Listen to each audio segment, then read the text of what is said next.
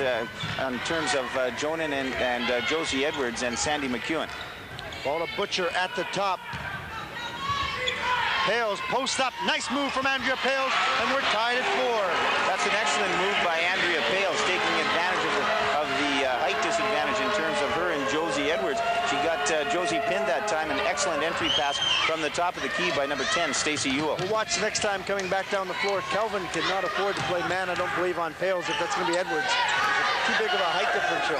Well, when we looked at the beginning of the show, Blair, and we looked at some of those highlights from the Piper Classic, what happened there was Kelvin went man-to-man, and what happened was it was Josie Edwards on Andrea Pales, and she shut her down that time. McEwen taking that shot from the outside, missing, and going up over top. Number 22, Sarah Smith. She will pick up her first personal foul. One of the things we've got to be aware of if we're the Kelvin Clippers is in terms of our big people, Sarah Smith and Jennifer Bell, we can't get in foul trouble. What we've got to remember now is that Sandy Corby is not with the Kelvin Clippers. That was the third big person that they had to utilize. They could come in and get her to play if we had Bell or Smith in foul trouble. Butcher going up against Bell, and this time Bell does not get a hand on it. Butcher puts it in. The Lancers lead. That's a good comeback by Dakota, down 4, and they've answered with 3 straight buckets. As I mentioned earlier, good substitution by Coach Falk, bringing Sarah Butcher into the game. Nice move down inside. McEwen will not get the basket, but she will go the line to shoot 2. What we've got to do if we're Dakota, not only do we have to worry about blocking out and controlling the defensive glass, against the 2-3 matchup zone, we cannot allow Kelvin to penetrate. Andrea Sawchuk picking up her first personal foul. The Dakota Lancer fans look on with their team leading by 2. We played 3 minutes and 59 seconds of this first quarter. Number 10 for the Kelvin Clippers, Sandy McEwen, cuts that lead down to 1. On the other side, of course, in the middle of our screen, we've got Donna Crow from Kelvin, along with Tracy Shields, 50-year guard from the University of Manitoba, 2 ardent Kelvin supporters. So as you can see, as we're starting to fill up here at the Athletic Center, we've got a divided crowd here, Blair, and things are really starting to heat up. Well, a lot of people in attendance here tonight. And of course, you were watching this live presentation on video on special programming. Dakota in the black, leading by 1. 5 minutes, 40 seconds remain in the first quarter. Provincial championship final here for you. K-Pack moves inside. Smith gets good position, but Sawchuk pushes the ball over her hands and out of bounds. Well, that's a good job once again by Dakota. They're getting the ball inside the paint. What they're trying to do is work on the 2 guards for Kelvin in terms of Josie Edwards and Sandy McEwen. They have to watch both Sawchuk and Pales. Sawchuk on the block from that shot of Sarah Smith, looking up for Butcher, but Pales decides to hold on to it and go down by herself. Now she'll dish it back out. 3-point opportunity from Stacey Ewell. A battle for the loose ball off of Dakota. So once again, the Clippers inbound. That's a good job by Sandy McEwen. Once again, as we mentioned, McEwen has to work hard against Sawchuk, and Josie Edwards has to work even harder against Pales. But thus far, they're doing a great job. McEwen drives in, and Andrea Pales will pick up her first personal foul. The team's 3rd, and going to the line to shoot for the Clippers for the 2nd time. Number 10, Sandy McEwen. Well, as we can see, as far as Kelvin is concerned, playing with, we're going to get a look at this on our screen. A good job by Josie Edwards into Jennifer Bell. Jennifer reads the situation, and we've got Sandy McEwen. She beats Pales on the baseline, and Andrea's got to take the foul. McEwen 1 of 2 earlier, hits that one. Thus far in the game, it's a good job being performed here by both McEwen and Josie Edwards, as they have to look after the much taller Dakota players. McEwen able to hit both of those, and we have a 1-point Clipper lead. Stacey Ewell to quarterback the offense here for the Dakota Lancers. Once again, trying to post up Pales inside. Overshoots her for the 2nd time. Well, that's a real tough entry pass, and what we've got to do if we're Stacey Ewell, we want to get a little bit closer than that. It's a good idea. What we have is we have Andrea Pales coming across the top and off a bit of a screen there, but as you mentioned, Blair, that's a real tough pass. Edwards standing open in 3-point range, not going to take the shot, gets it to Jonan. Jonan, nice bounce pass into Bell, and Bell is rejected. Andrea may have gotten away with one. What's going to have to happen here is is Andrea Pales is going to have to remain focused. She's going to have to remember that against Smith and Bell, she has to stay down. Stacey Ewell, nice move inside. She is fouled as she heads towards the bucket. Good job once again by the Kelvin Clippers. They're staying man-to-man. You get a look there at home on your screen. Kelvin Clippers enjoying a 7-6 lead with 4 minutes and 15 seconds left here in the first quarter of this, the championship game. Josie Edwards picking up her first personal foul, the team's second of this half. Substitutes coming into the game. Both teams. Pales open from inside. We've got 8-7 Lancer lead. Well, what happened there in that man-to-man situation, Josie Edwards got screened. She just couldn't get out in time, leaving Andrea wide open about 8 feet from the hoop, and Pales sinks an easy one. 4 minutes remaining. Amanda Edmonds, who just subbed in the game, and there's Zamorowski, who came in for the Clippers, having that shot rejected by Pales. Right now, Dakota's working really hard at the defensive end, Blair.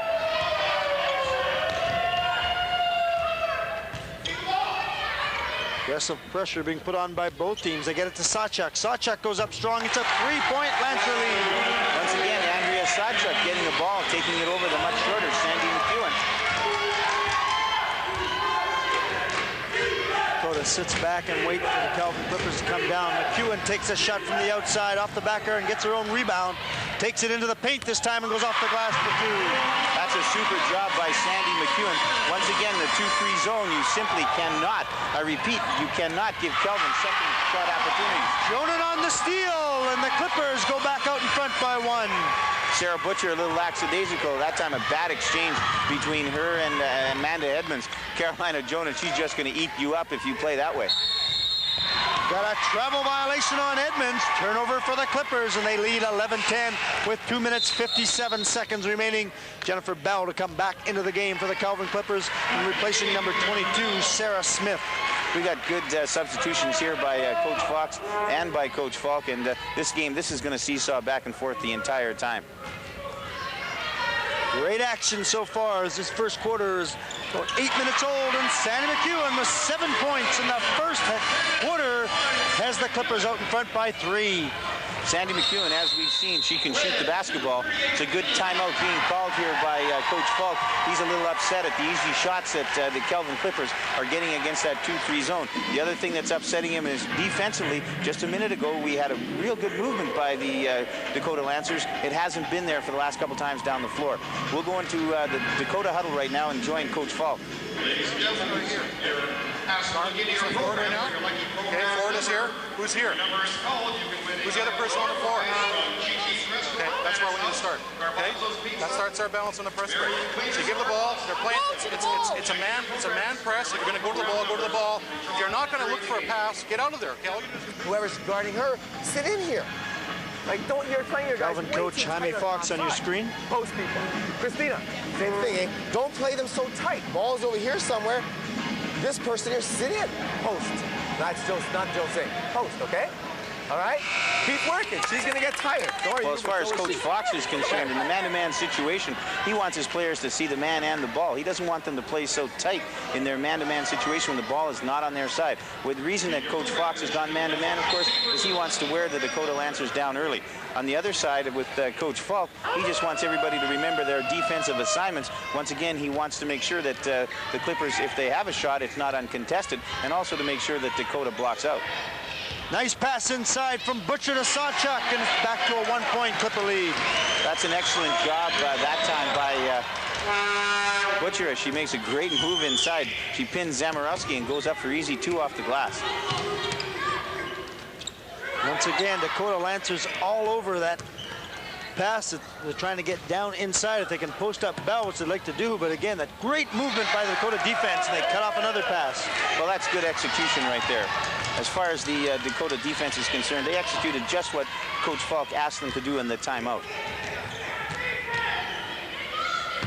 Edmonds looks down inside to Sawchuk. She goes up strong, uses the glass. Butcher's there for the rebound. And number 23, Jennifer Bell, will pick up her first personal foul, the team's third, and go in the line to shoot 2 for the Dakota Lancers will be number 44, Sarah Butcher. Well, you have to like what's happening here offensively if you're a Dakota fan. We have a number of girls touching the ball. We've got Andrea Pales posting up, we got Sarah Butcher, and we got Andrea Sawchuk. There's good movement inside. The other person that we've got to remember just came back in the game is Stacy Ewell. If we get a situation where Dakota remains, I should say, as successful as they are down inside, what's going to happen is Kelvin is going to have to play back, and that's going to open the outside game for Stacy Ewell. Stacy Ewell at the line. Unsuccessful on the first free throw, but she does have an opportunity to tie this up. We've got Sarah Smith back into the game for Kelvin. Told me that's Sarah Butcher at the line. And grade 11 students standing 6 feet tall, and we are tied for the 3rd time in today's game. Got Carolina Jonan bringing the ball up. Token pressure by number 10, Stacy Ewell. Gotta get that ball. Great job by McEwen to pick it up and head down the baseline. That was an excellent defensive play by Sarah Butcher as she stepped into the gap and took away that passing lane. Once again, unable to grab the ball, and it's number 10, Stacy McEwen, who's had a great first quarter here and is keeping Kelvin in the game. McEwen hit for 10 points in the semifinal victory over the Brandon Vincent Massey Vikings. She has 9 in tonight's game, Laurie. Well, as we mentioned, in terms of Stacy McEwen, I should say Sandy McEwen, she's just doing an excellent job here. As I mentioned, I mean, she's without a doubt keeping Kelvin Clippers in this first quarter. Ewell and Jonan now at the top, battle each other. They get the ball to Sawchuk again. She goes down on Smith and has to dish it back out. We move inside, a minute remaining, and Sarah Smith picks up that errant pass. Here come the Clippers. Andrea Sawchuk's got to look at the hole a little bit longer. That time she had Smith in the air, but she had turned away from the hoop. She's got to get ready to go. There's a jump ball with the arrow in favor of the Dakota Lancers. They will inbound with 49 seconds remaining in this first quarter and give them a chance to tie this game up. Well, that's going to be Jennifer Bell's second. We could get in trouble here. As you mentioned in previous games that we've done with Kelvin Clippers, Jennifer Bell picks up fouls in bunches, and that's her second here. And 2 fouls in the first quarter, and she's going to have to come out of the game right now. As number 15, Christina Zamorowski, will replace her. It's a good substitution by Coach Fox. He's got to get Jen out of the game, let her relax a little bit. Good look by Pales. Great look by Pales because Ewell was breaking, but the pass wasn't quick enough, and Jonan got in the way. The ball's deflected out of bounds off of Pales. The Clippers remain in possession, leading by 2 with 40 seconds remaining here in quarter number 1. Carolina tried to make it a little bit too difficult. She was inside the key when she let that pass go there. She's got to shoot from there. Ewell with a block and fell right back to hands of McEwen, and she's standing out of bounds. There's another turnover. If we're the Dakota Lancers, there's only 30 seconds left on the clock. Let's hold it for last shot. Let's look inside to Pales or Sawchuk. Coach Falk just got up and said go to 1, and right away they go into Pales, and she goes up, does not get it to go. Butcher's waiting on the offensive board, and she can't hit that one. Coach Falk may not be happy with that. No, what we got to do is, once again, you can see that right now Kelvin's having a real problem inside with the inside defense. So what we've got to do is, if we're Dakota, we've got to relax and take advantage of that. Dakota continues to collapse down here on defense, and Kelvin not able to post up. But Pales picking up her second personal foul, and she's not happy about that. Well, that's a silly foul by Andrea Pales. 4 seconds left on the clock. We got Sandy McEwen. She should be able to tell from the looks of that shot, but it's not going anywhere. It was short. That's a bad foul by Andrea Pales. Coach Jaime Fox looks on as Sandy McEwen will go to the line. She is 3 for 4 from the free throw line in tonight's game.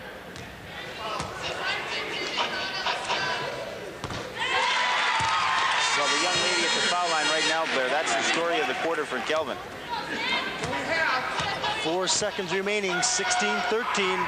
McEwen has 10 points here in this first quarter, and a great job by Edwards to get that rebound. And time runs out in the first quarter with the Clippers up by 3. That's a good first quarter for both teams. As far as the Kelvin Clippers are concerned, they've got to be happy with the play of their guards. First of all, defensively, they've got to do yeoman's work in that man-to-man situation. Offensively, we're looking at Sandy McEwen with 10 of the 16 points that Kelvin's put on the board. As far as Coach Falk is concerned, he's got to be happy that Dakota has been able to get inside as easily as they had, and I'm pretty sure that they're going to try and exploit that here with the remainder of the first half. Well, for those of you who have just joined us here on video video on special programming, cable channel 7. Don't go away, because we have an exciting game coming up for you. In that first quarter, there were 5 lead changes, 3 ties, and Kelvin holds their largest lead of the game, and we'll listen to Coach Amy Fox. Throwing it over you, go get it. If you were her right now, right? You know what I'm saying? Go get the ball. Yeah. We want to push the ball up the floor. Push it up the floor. Push, push, push. What's open right now on the offensive end, and Sandy's got the hot hand. Let's let her shoot the ball sometime. We got the ball.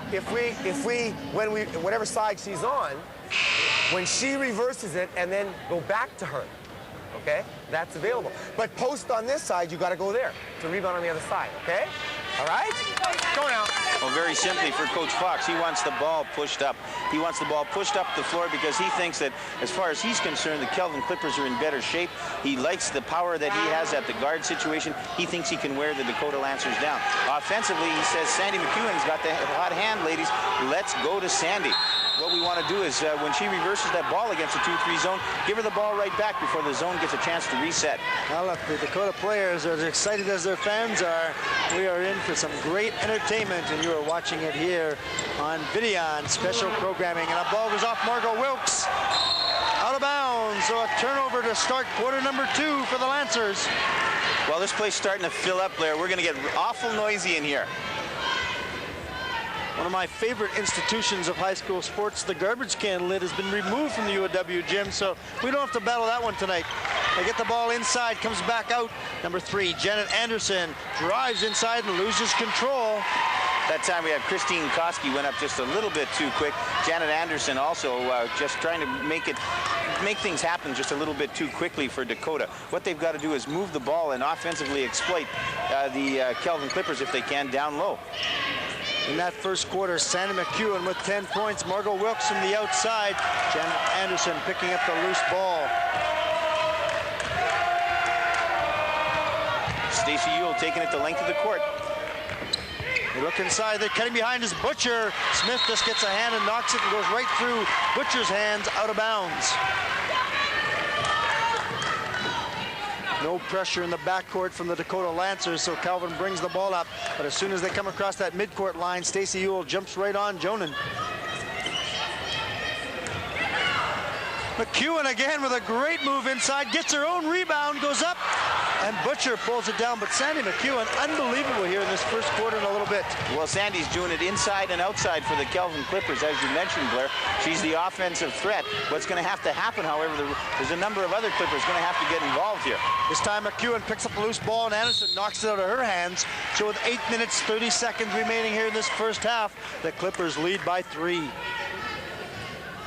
Good job here by Kelvin. What they're going to have to do is let's come out of our 1-4 set here, and let's start to move the basketball a little bit.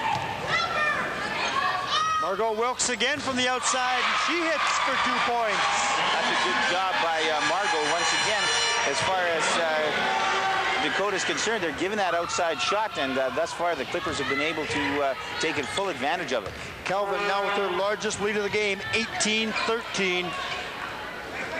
The Lancers look inside as they dish it back out to Ewell, and Jonan will pick up her first personal foul. That'll be the team's 5th of this half, and there's number 10, the captain of the Dakota Lancers, Stacey Ewell. Well, what we were looking at here, Blair, is how long it was going to be before Coach Falk put number 23, Andrea Pales, back into the game. He's given her a 2-minute rest. She's got 2 fouls. He can't afford to keep her out. He's got to get her back in there. He's got to get that inside game for the Dakota Lancers working once again. Look inside the Pales, and the ball's knocked away. A great job of double teaming Pales down low from both Smith and Edwards. Stacey Ewell is going to have to read that.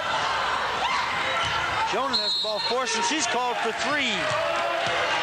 Once again, the over penetration. If Carolina is going to go in that far, she may as well shoot the ball, Blair. Dakota pulls up high for a minute, and once again, going to try to post up Pales on Edwards. They're able to do so, but Pales does not get it to drop for her. Got Andrea just short-arming it there a little bit. Just got to follow through, relax. Ball will go in. Mentioned before, Edwards can play tough defense on Pales. I don't think, though, she can handle her down low. Well, that's one of the things. Oh, Josie get away with a bit of a walk there. Jonah now in the corner on the baseline, moves on Pales, goes up strong, a little hard with it. Wilkes does a great job to come down, but loses it to Sachak. It's a good job by Margot Wilkes trying to keep the ball alive on the offensive glass. Again, they're trying to hit that overhead pass, and they have just not been able to do so right now. Well, Stacey Ewell's just going to have to relax a little bit. This is a good substitution. Coach Falk is just going to bring Stacey out of the game, put Amanda Edmonds back in, and now he's called a timeout with 6:55 left here in the second quarter. 18-13, the Clippers lead. Stacey Ewell, a 3-year player here on varsity team for Dakota, the captain, an outstanding player, but so far the jitters have really hit her in this first quarter. Well, we'll go in and listen with Coach Falk right now.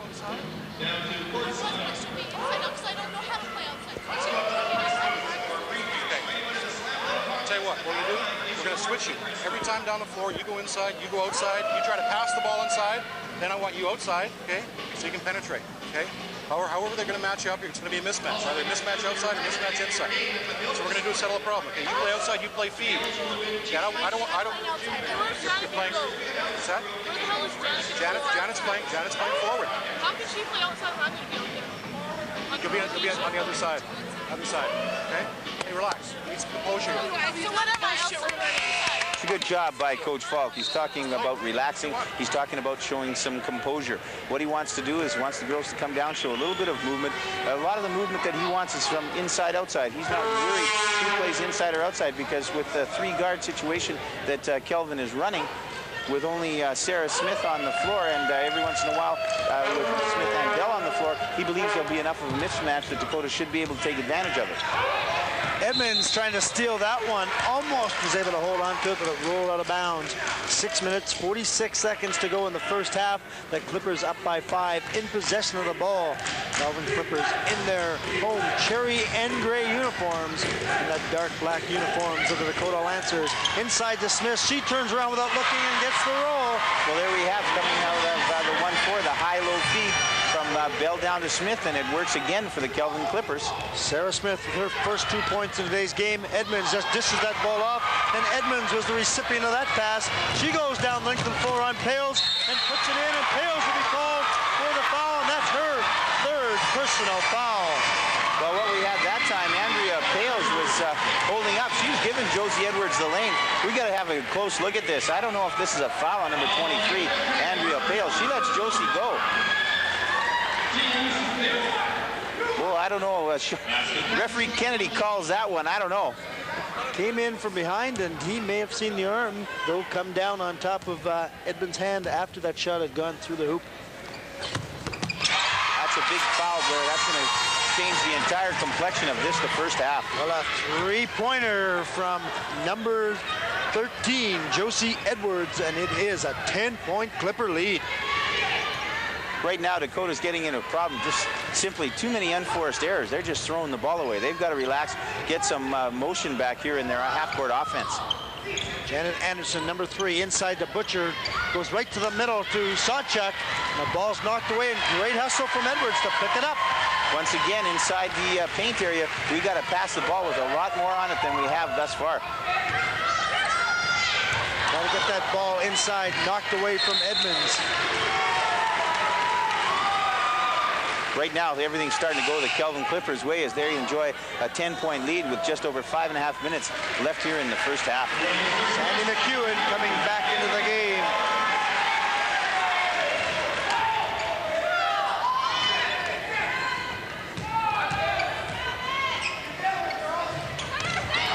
Inside to Smith, and triple teaming. Wilkes trying to pick it up. The ball rolls out of bounds off of number 21, Angie Kapak, and Coach Falk looks on. Things not going well for the Lancers in this quarter. Now, right now, as you say, things aren't going well for Dakota. We've got Stacey Ewell sitting on the bench. We're going to have Andrea Pale sitting on the bench there for the rest of the first half, and we really don't know how much of the third quarter. Back into the hands of Margot Wilkes, and she dishes it out. 23-13. A good steal by Janet Anderson. And Anderson laboring up the floor. You can see on the bottom of her leg, she has a partial cast on with a stress fracture, but able to show great hustle to steal that one. And then a great pass inside to Sarah Butcher. Can't get the fall. Sawchuk goes up with it, and she loses it to McEwen. Oh, that's a great ball check by number 10, Sandy McEwen. Oh, Wilkes had Bell open, and she's called for the travel. Just as you mentioned, a lot of problems here. There's another unforced error. Right now, we've got a situation here where Dakota's just they're just losing a little bit of composure here, a little bit of focus. They're making an easy game very difficult at this point. Coach Falk up off his feet, just saying, slow down a little bit, guys. Slow down and take your time. And a great steal from K-Pack as she anticipates that pass coming in. And then Josie Edwards does the same thing and gets it right back from Bell and travels. Good hustle being displayed here by the Kelvin Clippers. Margot Wilkes, Sandy McEwen, and Josie Edwards just a little too quick right now for the bigger girls for Dakota. Both of these coaches looking on saying, girls, slow things down here. Lots of time left, 4 minutes in this half, and then we got a whole half of basketball coming up. Lots of time, let's just slow down. Almost a 5-second violation, and Anderson gets that ball. Good job to pick up that errant pass. Amanda Edmonds really having trouble handling the ball at the top of the key for the Lancers. APAC moves down low, has to look back out. Butcher now looking on Smith.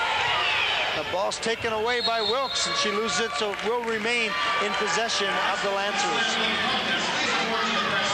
Once again, the Dakota Lancers are starting to lull themselves to sleep here. As you can see down at the offensive end, they're not as sharp as they were in the first quarter. That time they get the ball inside to Butcher. She's unable to convert. You get the ball inside there. Butcher, K-Peck, Edwards, they've got to score from in there, Blair. That's all there is to it. Number 33, Sawchuk went up and could not get the handle. Rolls out of bounds inside 4 minutes remaining. No scoring the last couple minutes, but the Clippers still up by 10. Stacey Ewell waiting to get this game for the Lancers as she sits on the side. Edwards with position, and here comes number 10, Stacey Ewell, back into the game for the Dakota Lancers. Well, we've got a lot of pressure here for Stacey. Stacey, as you mentioned, grade 12 student captain of the team. A lot of pressure is going to be on her shoulders right now. What she's going to have to do is she's going to have to settle her team down, start to move the ball. Once again, Coach Fox, he's going to counter, though. He's going to put Carolina Jonan right in the game again. People continue to file in here at the University of Winnipeg Athletic Center. A great steal from Jennifer Bell. Sandy McEwen up strong. Edwards now going up and took a little extra step, and she'll be called for a travel. That's an excellent call by referee Moscow as he picks that up. Super job. Great block by number 11, Amanda Edmonds. She's getting ready to play, perhaps. Edmonds played very well in the semifinal win for the Lancers. Pass inside, and Sandy McEwen. That ball rolls off of the foot, and we've got a foul on Jonan. Carolina Jonan will pick up her second personal foul, the team's 6th. Once again, Stacey Ewell having a real problem out there at the top. As far as she's concerned, she wants some more room. She feels that with Josie Edwards and Carolina Jonan, they're just playing her a little too close. Stacey Ewell now number 10. Nice pass into Butcher, and Butcher goes up. Bell is there with a block. It's a good job by Jennifer Bell, number 23. Sarah Butcher, what she might want to do is square up, have a look at who's in front of her. She was getting she was getting Jennifer Bell off the ground. Butcher once again comes up short with that shot. Well, everything that worked well for the Dakota Lancers in the first quarter has completely evaporated right now, and the Dakota Lancers, they're in trouble right now, Blair. Well, the Dakota Lancers have been outscored by 9 here in this second quarter, and they trail by 10 points. And there's Coach Jaime Fox, Coach Ken Newman, the Kelvin Clipper bench.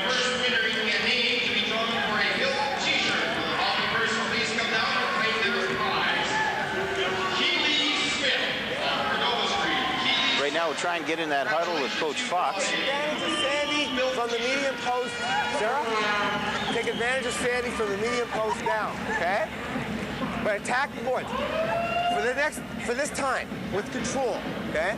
Let's slide the posts down in here. A little lower, okay? A little lower. Let's watch. A little lower. Carol, I want you this time to penetrate down the middle if you can. Okay, and then look for one of these two. Don't have to force it. No foul. If it's not there, just go back up here. Let's run it. Okay? A neat comment there from Coach Jaime Fox. Girls, we've got to watch right now. Concentration, Lori, may be a little bit difficult. There's about 1,000 people inside this University of Winnipeg Athletic Center, and the girls probably aren't used to playing in something that large. And of course, the building here, quite a big building, a little bit bigger than their high school gym. So there is intimidation on that part. Well, there's definitely the intimidation factor, just first of all by the facility itself. And the one thing that I've always said in terms of the provincials that has been a little thorn in my side is the fact that this is the biggest year of the game for both the boys and the girls for the provincial final, and they're playing on a floor that's much bigger than a high school floor, Blair. I've always wondered about that when we pick a university as the venue for the AAA high school championships.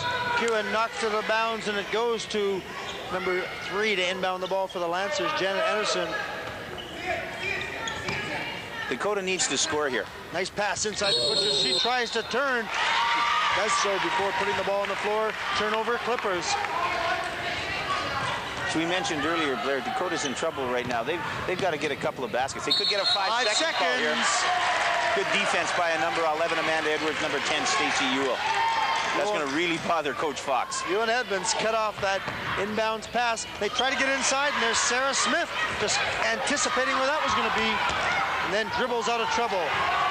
Well, that's about the 5th one that Stacy's thrown away here in the first half. What she's going to have to do, she's going to have to read the situation. There's a 10-second, another great defensive play this time, Janet Anderson. Well, we've got Coach Fox peering here across the floor, Blair. He's not happy with that call, but it was a 10-second call. 2 great defensive efforts from the Lancers, and that puts the Kelvin Clippers into a little bit of a hole here. They drive inside. We've got the ball going out of bounds. Well, we've got Coach Falk up that time. We want to know how is nothing called there. That's either going to be a charge or it's going to be a block. But Coach Falk, he's still hollering. He's hot. He's mad. I got to agree with him. I think that was a block on number 22, Sarah Smith. And inside, Andrea Sawchuk will pick up her second personal foul. That is the team's 6th of this half. Kelvin inbound with 2 minutes remaining in this first half. Well, that's another big foul in terms of Andrea Sawchuk. We've got Pales already sitting on the bench there for Dakota. You see that action underneath. The ball remains in possession of Kelvin. Well, there's no doubt that the officials are letting them play, Blair. Good battle inside, and that time McEwen said, get out of the way and let it go by her, and a great move there. So the Clippers once again to inbound with 1:49 remaining. And Lori, we haven't had a score in the last 4 minutes. This time another foul, and it's going to go on Sawchuk, and that will be her 3rd personal foul, and that will send Kelvin to the bonus line. Well, we've got a bit of a problem now for Dakota. We got Andrea Pales with 3. We now have Andrea Sawchuk with 3. At the line, number 23, Jennifer Bell. The Clippers shooting 5 for 7 from the free throw line here in the first half. They missed that one, make it 5 for 8. Quickly the Lancers come back up court. It's a good block out that time by Dakota. Very easily, we might have had a foul on 22, Sarah Smith, over the back. Travel violation. Just a dearth of scoring here. 1:33 remaining, and we are still at 23-13. We're having a real rough time here. Stacy Ewell, that's about her 7th turnover of the first half. Edwards tries to dish it inside to Smith. Butcher intercepts out of bounds. It's a good job by Josie Edwards, though. She knows that at this particular time, her team enjoys the bonus. She takes it right to the hoop. Kelvin in possession here. McEwen right back out high. 1:20 to go in the first half. The Clippers out in front by 10.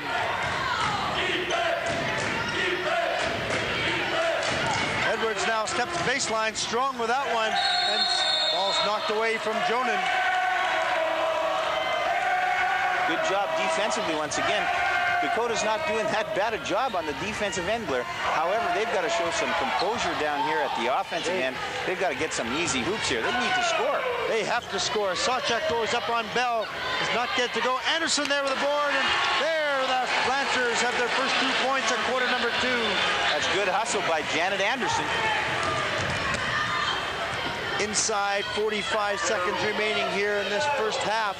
23-15, an 8-point lead. Sandy McEwen at the top. Her Clippers have that lead. She pushes it outside. Jonan moves in with a short jumper, and Edmonds comes away with it for the Lancers. Right now, if you're Coach Falk, 30 seconds is going to say, let's go for one.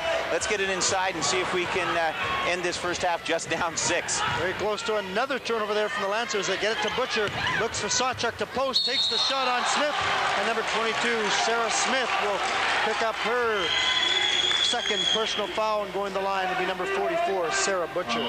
Blair, nobody wants to listen to us. It seems that every time we call what seems a situation that should be a last shot situation, it doesn't matter if we're doing the boys or the girls action, they take the ball to the hole regardless of what we say. 6 foot, grade 11, Sarah Butcher at the line, and she misses the first one. Sarah 1 for 3 from the free throw line. It's a good job by Coach Fox. He gets Jen Bell out of the game. It's only 19 seconds left here in the half. He doesn't want to take a chance of her picking up her third personal. Butcher hitting on 1 of 2, so it's a 7-point lead for the Kelvin Clippers. Some Dakota pressure. Inside, 12 seconds to go here in this first half. 23-16, the Clippers out in front. They've got one shot, down to 5. Look inside to Smith. Smith gets it and goes up strong for 2. That's that a will great end job. the first quarter. That's a great job by Sarah Smith. She just sticks with it. What happened that time is the Dakota Lancers, defensively, they just lost sight of the basketball. Really unfortunate for the Dakota Lancers that time. But here we have, with the first half completed here in the final, is we've got a 25-16 score in favor of the #1 ranked Kelvin Clippers. After that first half, what we've got to do, if we're the Kelvin Clippers, of course, we got to be fairly happy with how that first half went. And what we're looking at is a situation wherein we're enjoying a 9-point lead. We don't seem to be in as much trouble as Dakota. As far as the Lancers are concerned, they got to really be worried in terms of offensively. We've got to show some more composure. We have to start getting some easy points. Well, the slam dunk competition we've got coming up for you here on VSB television may start just a few minutes late, and I know Sean Coates is trying to get Terry Lee Johannesson down there on the floor. Of course, she was the big gun last year as the Dakota Lancers won the Provincial AAA championship. Girls and boys 8 and AA teams will be about 10, and they're played at Dakota Collegiate. At 3 o'clock, the awards banquet will be see held. what's going to go on here right now. The Kelvin Clippers lead 25-16, so a 9-point lead for the Clippers here. They have led by as many as 10. In that first half, mostly the first quarter, we had 5 lead changes, 3 different ties.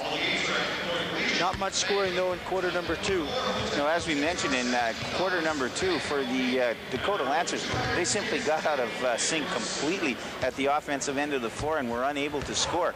They showed themselves a little bit of composure, and now if we can get some more movement, what will happen is hopefully they'll be able to take advantage of that particular situation. Well, you can see on the floor that the slam dunk competition participants are warming up. What we're going to see in the first half here is, I think there's 6 athletes out there. They're going to a couple dunk each, and they're going to move on to the finals, which we'll bring for you during the halftime of the boys' game.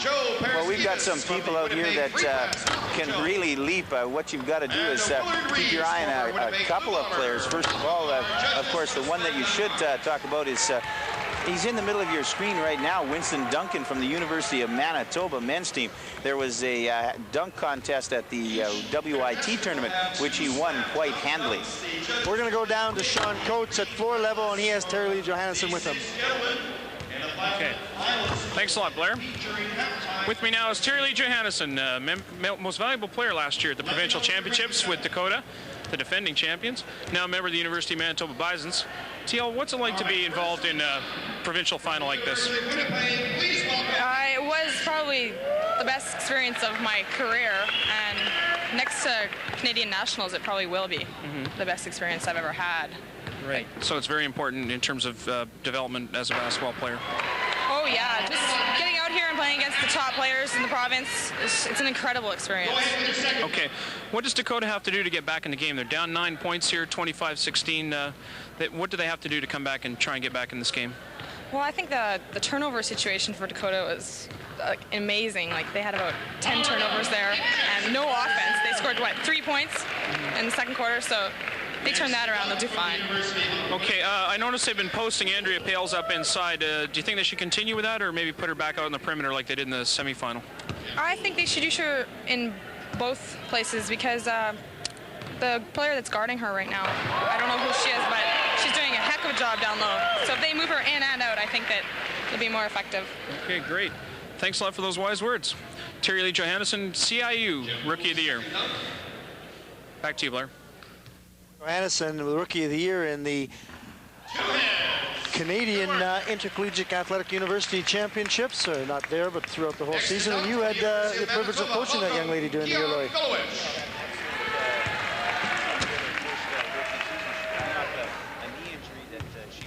Over the summer, and she's done an excellent job. As I said, we're looking for big things from TL. She's going to move to point guard position for us next year. As mentioned, she was the big gun here in this particular tournament last year as she led the Dakota Lancers to a 1990 championship. She was named MVP of the tournament. And as far as her university career is concerned, we expect big things from TL. Well, good to hear you again. We missed you there at the beginning, but we picked it up. Out on the floor right now, we have the semifinals of the slam dunk competition. And just picking up some of the action, and maybe you'll help us out here and pick up some of the players. Well, right now out on the floor, we have Keon Filowich. Keon, unfortunately, miscued on that one. He's a third-year player from the University of Manitoba. You're seeing those great shots there. One of our cameramen, Alf Carboni, is up nice and high, hanging from the rafters to get these shots for you, and what a great view. It's a good job by our camera crew again. You get a look at some of the people in your crowd. This is Harold Peace from the University of Winnipeg. This young man can get up. In the background there, you see our judges. Not able to hang on to that one. One of our judges, a former Winnipeg Blue Bomber, Willard Reeves, sitting on the bench. There's Willard, Joe Paraskevich from the Free Press there, and a third one I haven't been able to pick up. We're going to put that one down. Well, that was a good job by Harold, but this young man right now, you better get ready. Those folks, you at home, get ready, because this is one young man that can get in the air. As I mentioned earlier, at the WIT, they had a slam dunk contest, and Winston was just the #1 winner, no doubt about it. The only problem about that dunk is he had to come down from where he was. As we mentioned, the young man's name is Winston Duncan. He plays for Rick Suffield out at the University of Manitoba, and he can really get up there. Pick himself up a different basketball, and here he comes again. Winston just went straight at it that first time. He might try a 360 here. Or he might put it up off the glass. No, he cups it. That's the big cup dunk. That's a big one. Yeah, for that one, Winston would probably get a score of between 9.6, 9.8. Winston Duncan with the slam dunk here. T-shirt from Terry Lee from Manitoba High Schools Athletic Association. Ladies and gentlemen, let's congratulate all. A little earlier in the competition, we had Jeff Poole, Nick Jansen, both players here at the University of Winnipeg. They play under the tutelage of Coach Mr. Bill Wedley. Both teams coming back out on the floor, and there on our screen is the Assistant Executive Director of High School Sports here in the province of Manitoba, Carrie Lasuc. I've got to send out congratulations to both Carrie Lasuc, Morris Glimcher, the Executive Director, and the Basketball Committee for these 1991 Provincial Championships. They have done a great job of profiling this high school tournament right across the province here, and special, once again, thanks to VSP Television. But this is a high-class tournament here. We've got near capacity crowd. The Clippers are leading this championship final 25-16. Just all around super thanks to the sponsors and all those people who make it so exciting. As Terry Lee Johannesson said, the biggest thrill in her career, and because of the effort of these people that put this thing together, that's understandable. Well, as you mentioned, Blair, Terry Lee Johannesson in her interview talking about this tournament being the culmination of her high school career and just what excitement it was and what it meant to her. During the boys semifinals last night, we got to listen to a member of the University of Manitoba Bisons in terms of Garth Thompson, who played out at Crocus Plains, and he too mentioned about what a thrill it is, especially for teams out in Brandon, to come into the University of Winnipeg here or the University of Manitoba, wherever the venue is being held, and the tournament is just so important to them. Well, high school sports is a great profile for athletes and academics in their schools. The fair play attitude that lasts a lifetime continues through, and that is the new motto of the High School Athletic Association. Fair play lasts a lifetime. Before this game started, I was sitting up in the press box just making some notes about the game, and the Dakota Lancers came in. They were walking in the front of the gym. The Kelvin Clippers were sitting down in their bench area, and as soon as they came by, all the Kelvin girls were sort of getting on Angie Capek. It's a great interview last night, Angie. Great interview, and just bugging her. Real friendship, real sportsmanship.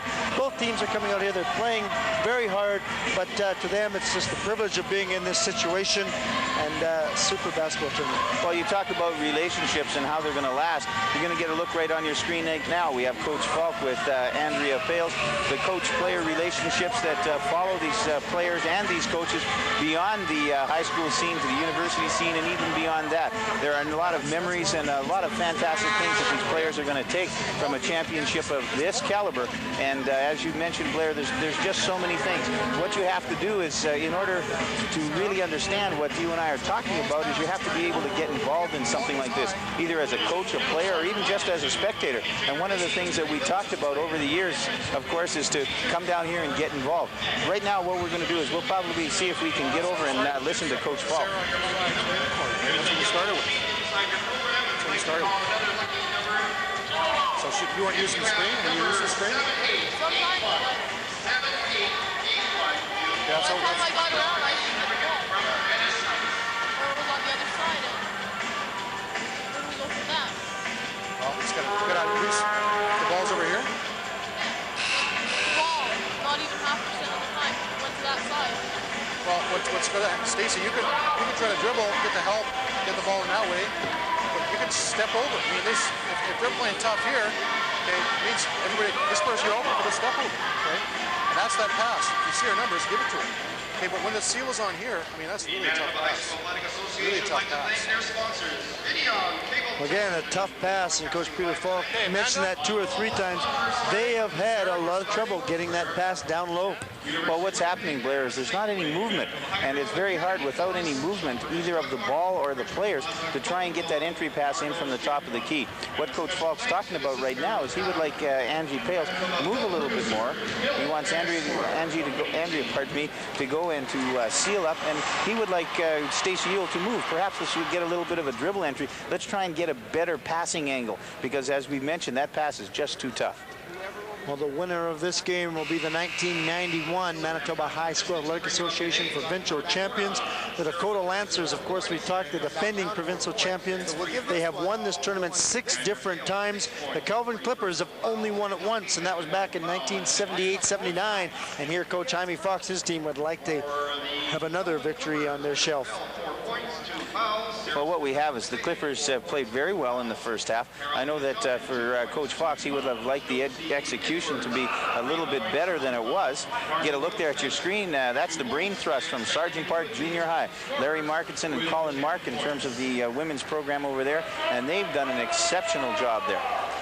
The great feeder schools that are part of the educational system that send up the athletes to the high schools and just continues all the way through. They need both groups to continue the school athletics, the other half of high school education. Well, as far as the Dakota Lancers are concerned, what they're going to have to do is they're going to have to settle down. They're going to have to get some movement at the offensive end. As far as Kelvin is concerned, they just want to get this, they just want to win this half. They win this half, they win the 1991 high school championships. They try to get inside the Pales again. They're not able to do so.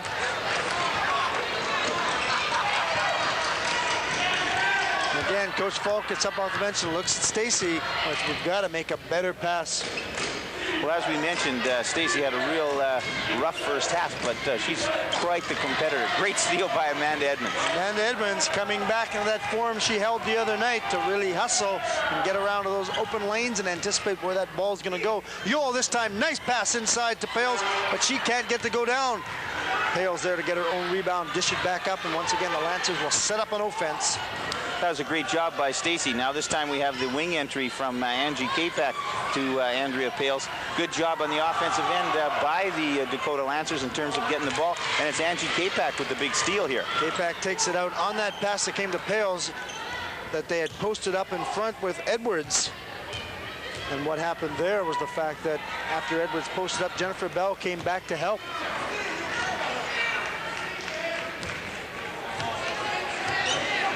Dakota in possession, 8 minutes 45 seconds remaining here in this third quarter, and they trail by 9 points. Once again, they look for Pales. Edwards on her, and Smith comes behind this time to help out. The ball's out of bounds. The Lancers to inbound from under the basket.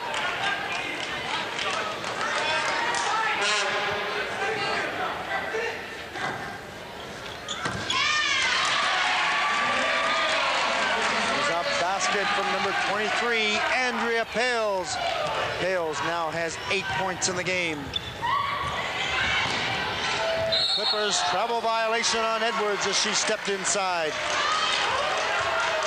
25-18, a 7-point lead. The Clippers still in control. Good job once again. Bio's got a good hustle here by Carolina Jonan. Jonan trying to steal the ball away. Yule takes it down the length of the floor, gets her own rebound, and goes up strong. And number 23, Jennifer Bell, will pick up her third personal foul. That's a good job by number 10, Stacey Yule. You got to understand, for these ladies, it's got to be frustrating. They know that they can play a lot better than they have thus far. Yes, things aren't going right, but that's a big foul. That's Jennifer Bell's third. We're going to get a look here on our screen. Carolina Jonan, great effort, but that leaves Stacey Yule free, and she penetrates, follows her own rebound, and takes it up strong against Jen Bell. Picks up Jennifer's third. That's a big foul. Stacey Yule unsuccessful in that first free throw, and then you see number 10, the Dakota Lancers, and her school cheering her on. Ball's taken away by Edwards. A great steal in the hands of Kapak. Well, what we've got to do, of course, you've got to make sure when you're in that paint area, you got to keep control of that basketball. McEwen off the back iron.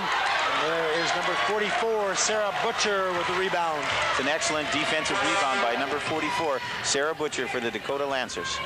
Jonan now back on Yule, and they push the ball. They get it outside to Edmonds. Some patience here by Dakota. Dakota continuing to try to post up Pales. Edwards fronts her now, and she gets inside and gets a great hand, but Butcher's there, and she can't get it to fall. Pales battles and goes up strong. And once again, it will not go down. The ball's out of bounds off of Pales. Pales having a lot of trouble when she gets the ball, putting it into the hoop. Well, what we have is, once again, exercising frustration for the Dakota Lancers. But what they've got to do is they've just got to keep that situation going, just keep knocking on the door. Eventually, the ball is going to go down. They're doing a great job defensively. Let's just try and complement that with some offense, and they're going to move along and probably tie this game up. The Clippers leading by 7. They look to go inside, and the ball's knocked away, and Edmonds has the ball stolen from her. Well, what we've got to do, if we're the Dakota Lancers, we have to be a little bit more aggressive when we have the ball. They're just a little too lackadaisical when they have the ball, and I'll tell you, with the athletes that you have out here on the floor, if you have that type of attitude and handle the ball that loosely, you're going to lose it, Blair. Well, Coach Fox not happy with what he's seen in this third quarter. He gets up quickly to call a timeout. 7 minutes, 1 second remaining. 25-18, the Clippers lead. Right now, we're going to go into the huddle here with Coach Falk and the rest of the Lancers. That's what you got to do. You got to want it, but you got to be smart. You got to see 3 people. You got to pull up, hold the ball, catch the ball. Okay? That's right. Let's start playing together. Let's start playing together. Okay? You want it. Do you want it? Yes. You want it? Let's go. You want it? All right, got it. Got it. Halfway there. Let's go. Let's do it. 3, 2, 1. Okay, right now, Coach Falk is just the same thing. Let's show some patience. Let's start to play is what he's starting to ask his team. We're getting the ball inside. That's what I want. Let's convert. Defensively, they're doing an excellent job. Coach Fox, on the other hand, as you mentioned, Blair, he doesn't like the way that ball's getting in underneath the hoop. It's getting in just a little bit too easy for him. McEwen now on the outside, looks inside for Sarah Smith. Once again, Dakota collapses, and Jonan has to force it in. Kapek will pick up the foul. Angie Kapek will pick up her second personal foul, the team's first of this half. Well, that's a good job by the Kelvin Clippers. Good rotation of the ball, and Carolina Jonan just too quick along that baseline. Sub coming into the game, so they'll replay that inbounds.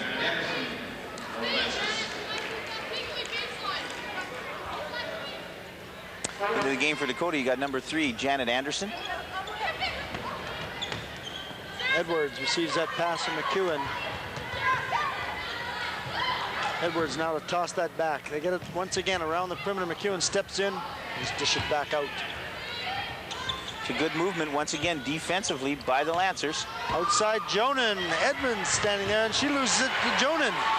Amanda Edmonds is going to have to take control of that ball. That's the second time she starts dribbling with the ball. What she's got to do is she's got to secure it first. A lot of good ball movement from the Clippers, but still a lot of trouble trying to get that ball inside. Almost a steal from Ewell. It's a good job by Stacy. She's going to get it this time. This time Ewell cuts off the passing lane. Dakota not able to get that ball inside, and Jennifer Bell has picked up foul number 4. Oh, that's a big one. We thought that the foul on Pales was big in the first half. This one here in the second half is unbelievable. Jennifer Bell, who scored 21 points the other night, has 4 in this game, and also 4 personal fouls.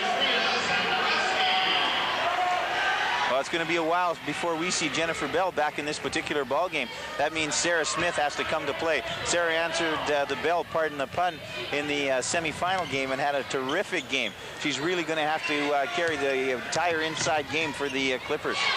This time Smith is there on the defensive board. It's a good start by Sarah. She comes down with a real tough defensive rebound there. Unfortunately for Dakota, Janet Anderson missed an easy one. Inside to Smith, puts it back out to McEwen, and she does not get it to fall. 25-18, still that 7-point lead. Again, we seem to get into a long run with limited scoring. Right now we've got, as you mentioned, the limited scoring, but we got some tough basketball being played. Andrea Pales. Andrea Pales hits. Here we've got now, you got Kelvin bringing the ball up. Carolee Jonasson, some pressure by Amanda Edmonds. Just the ball back out to Edwards now at the top. McEwen looks again. This time she decides not to put that one up. They pull the defense, trying to get them up high. Sarah Smith from way outside. Well, that shot was a little surprising. As far as Sarah's concerned, that's just a little bit out of her range. Jonan will pick up a foul. And that foul on Carolina Jonan will be her third. So things starting to go against the Kelvin Clippers here in this third quarter. Well, we had a span of time in the first half where Dakota definitely wasn't getting the breaks either on the floor or from the officials. Right now that seems to be turned, as you mentioned, and it's happening once again to Kelvin. Sarah Smith there on the defensive block off Andrea Pales. Jonan now being double teamed by Edmonds, and Ewell gets it out. Zamorowski gives it right back to her, and they go cross court to Edwards. Having a very difficult time posting up down low as Dakota continues to collapse on them. And Sarah Smith walking inside is called for the travel. Well, once again, we've got a situation here where the officials are really starting to get the ire of the fans here. It was a good call. Sarah did score, but unfortunately, she took a couple little baby steps there. That's a good call by the official. 25-20, back down to a 5-point lead for the Clippers. They led by as many as 10 in quarter number 2. Nice pass inside to Butcher, and it's a 3-point Clipper lead. That's a good job by Sarah Butcher. Once again, in the man-to-man situation, as far as Dakota, they've got Pales, they've got Anderson, they've got Sawchuk, and they've got Butcher. They've got a number of weapons, and also K-Pack. They've got 5 people right now, 5 that can play against just the 2 for Kelvin, being Smith and Bell, and now Jen Bell, she's going to have to sit for a long time. They're trying to get inside to Smith. She takes it away from Butcher, but the ball's battled around down low, and there's a foul on number 44, Sarah Butcher, her first personal foul, and again the Dakota Lancers announcer. Fans are right into this action in the third quarter as their team has come back from a 10-point deficit to cut that Kelvin lead to 3. Well, that particular situation, good hustle by both Edwards and Butcher. I thought the call was going to be for a held ball, but it looks like as far as referee Moscow was concerned, Sarah Butcher trying to use her hands there to gain some advantage. Smith being double and triple teamed inside, and there's a travel. Lori, Kelvin is not able to get that ball inside at all. Well, thus far, as you mentioned, it's really difficult. I mean, we look at the personnel that we have on the floor. The only threat inside really is Sarah Smith, and you've seen the double and the triple on her with Jen Bell in foul trouble. McEwen now trying for the steal. Pales picks it up. A great job by Andrea Pales to save that one. It's a great save by Pales, as you can see on your screen. The fans are really getting heated up here. They move that ball inside, and a lot of contact. Out of bounds. The Clippers with a turnover. What has to happen, though, is although there's a lot of excitement here and the place is really starting to buzz, the players on the floor have to remain focused, Blair. 7 minutes gone by in this third quarter, and Kelvin is yet to see the bottom of the net. Well, what we need from the Kelvin Clippers, it is hard to get the ball into Sarah Smith. How do we combat that? We combat that way. A lot of movement. We really got to start to move personnel. Inside to Smith. Zamorowski steps. Smith goes up strong. She can't get the fall, and Pales is there. It's a great rebound on the weak side by Andrea Pales. One shot for Kelvin. That's all they're getting, Lori, and they have not put one in yet in this third quarter. Smith on the steal. Once again, at the offensive end, Dakota is so lackadaisical with the basketball. They've got to do much better in terms of controlling the ball, holding the ball, and the passing of the ball. Josie Edwards, number 13, with Amanda Edmonds on top of her. They dish it back around. Again, that steal from Edmonds. She can anticipate there. This time, instead of dribbling it out and losing it, she just hands it off to Pales. That's a good job by Amanda that time. There's no way she's going to turn that ball over again, because she knows if she does, she's coming off the floor. Dakota wants to go for that three-point shot. They can tie this game back up. We have not been tied since the 7-minute mark of the first quarter. What a steal by McEwen. Sandy McEwen, number 10 on Yule, and she goes up. Cannot get it to fall, but Jonan's there to take it out, and she'll try to put it in for the Clippers.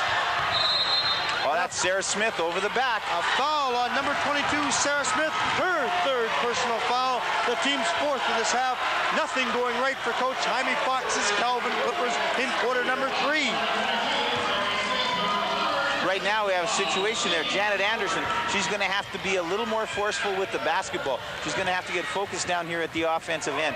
Once again, unfortunate for Kelvin. The great steal by Sandy McEwen, easy layup. She misses the duck. We end up with a foul. No need. It should have been 2 points for the Kelvin Clippers and no foul on Sarah Smith. But unfortunately, Sandy missed the easy one. Inside to Pales now. Pales goes up on Edwards, and Edwards will pick up the foul and go in the line to shoot 2. Number 23, Andrea Sacha. Or Pales, pardon me. Right now we get a look at Coach Fox. Once again, he's upset, just as Coach Falk was a little bit earlier. What we have now is, as far as both coaches are concerned, the officials are starting to play too major of a factor in the basketball game. We get a look here right now. Josie Edwards doing a super job on Pales. Andrea's got to move. She's got to get herself open. She does a good job there. Josie follows through. That was a good call. Good call by referee Kennedy. Josie followed through, and she got Andrea Pales on the arm. Josie Edwards picking up her third personal foul at the line. 23 Pales unsuccessful on that first free throw. Dakota now 2 for 7 from the free throw line.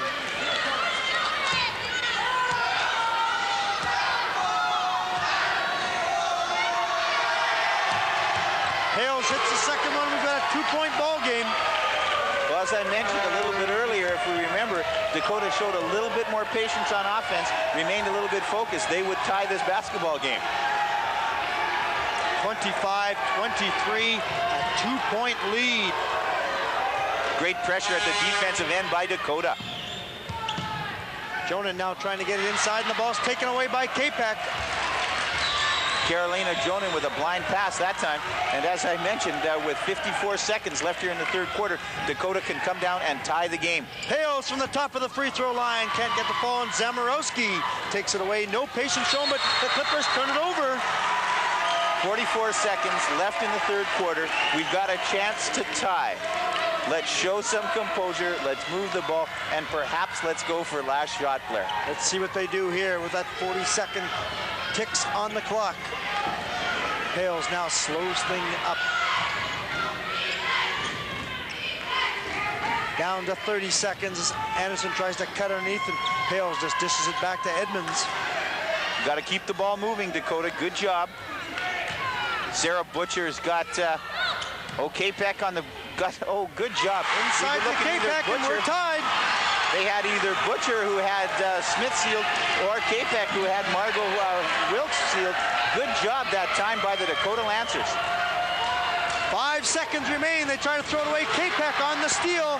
Have to put a shot up quickly, and Pales throws it down, up over top of the basket. After 3 quarters of play, we are tied at 25. Well, right now, Blair, this place is alive. This is what high school basketball is all about, folks.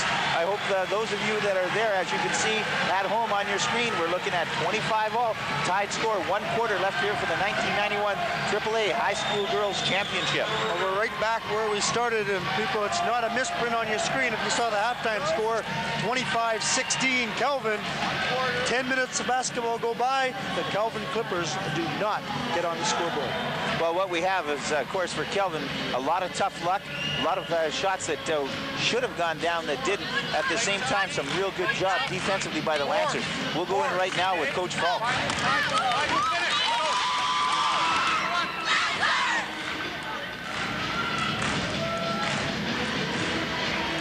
Well, as far as Coach Falk is concerned, nothing new.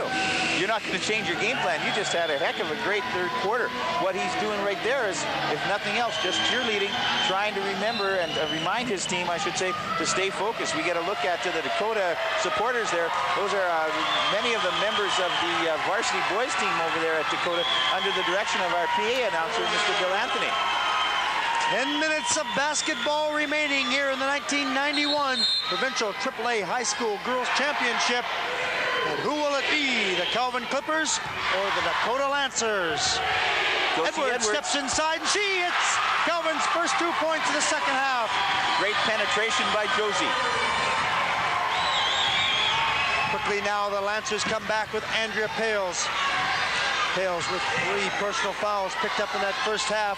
Did not get one in the third quarter. On the other end, Jennifer Bell picked up her 3rd and 4th fouls in that quarter, and she sits right now for the Clippers. Right now, we've got Kelvin. They're going to stay man-to-man, and we've got a couple of good matchups here. The big matchup right now in this game, Josie Edwards on Andrea Pales. That's the big one. There's 13 on 23. 23 has the ball for the Lancers. Looks inside to Butcher. She goes up, and she's fouled. Sarah Butcher going to the line with a chance to complete a 3-point play. On the other end, Sarah Smith, 4 personal fouls. Well, what we have is in that particular situation, Sarah Smith did not block the cutter. She allowed Sarah to get in front of her and then to seal her. Sarah Butcher's done an excellent job down low. Right now, we've got Sarah Smith with 4. We have Jennifer Bell with 4. I mentioned at the beginning of this game, it was imperative for the big girls, for Kelvin, not to get into foul trouble. You've got to remember the 3rd member, Sandy Corby, unable to play, and as a result, it really puts a lot of pressure on Smith and Bell. We are now tied for the 6th time in this game. 9 minutes remaining in this provincial championship. You are watching this great action live on video on special programming, cable channel 7. I'm Blair Gray along with Lori May. We have this presentation, and the ball's taken away by Pales. What we might want to see here from Coach Fox, right now we have a situation where it's the guard play from Kelvin against the inside play from the Dakota Lancers. We've got Pales forces it a little bit there. She's lucky. As far as Coach Fox is concerned, we might start thinking about going to a 3-2 or a 2-3 zone.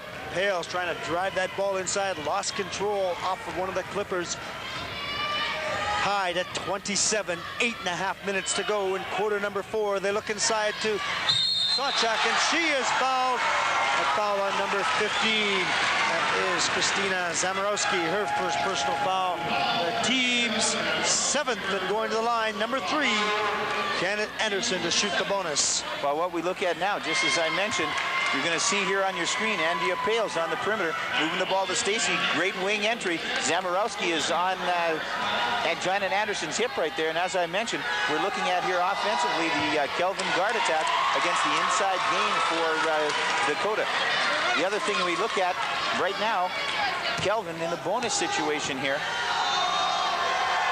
Anderson shooting 2, unsuccessful on both of those.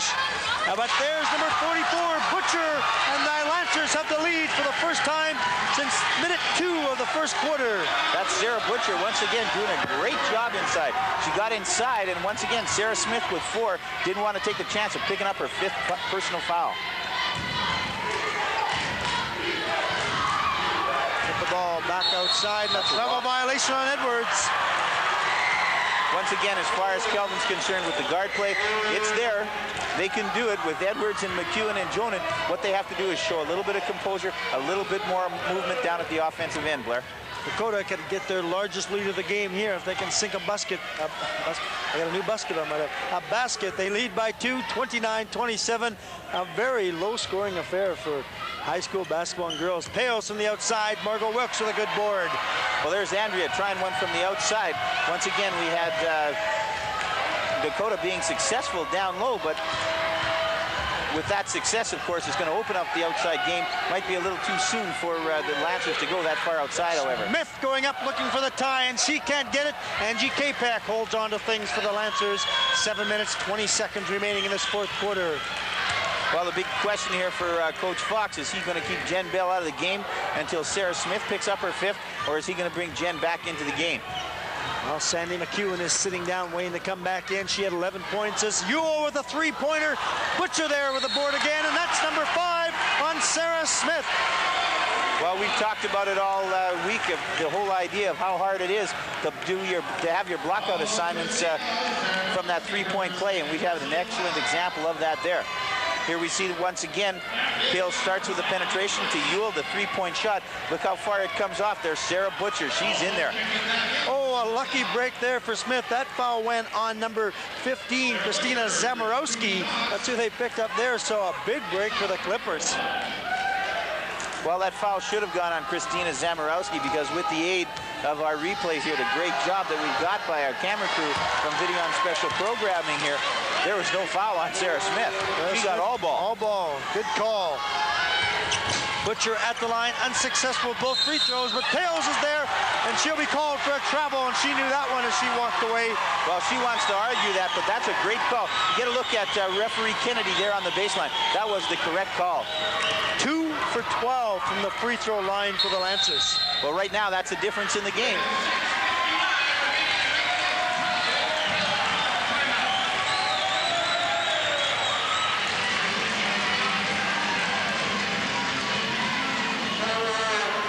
Minutes, 59 seconds remain, 29-27, a 2-point lead for the Dakota Lancers. You see it on your screen. They are the defending provincial champions, and Coach Jaime Fox, the #1 ranked team, is talking with his troops right now. Let's go down to Jaime. No bad fouls, but get good position and board. This time, okay, we got Jen here, Sarah here. Okay, we got Jose here, Sandy here. Let's enter to Sandy. Okay, let's go across. Hold these positions, okay? Hold these. Hold these positions. Jose, let's get the ball to Jose. All right, I want Sarah to come up this way. Jen middle. Let's get it to Jen inside, okay? Square up, shoot the ball. Well, with Coach Fox right there, what we're talking about, he's going to put the ball inside. He's bringing Jen Bell into the game. It's 2 big girls here with 4.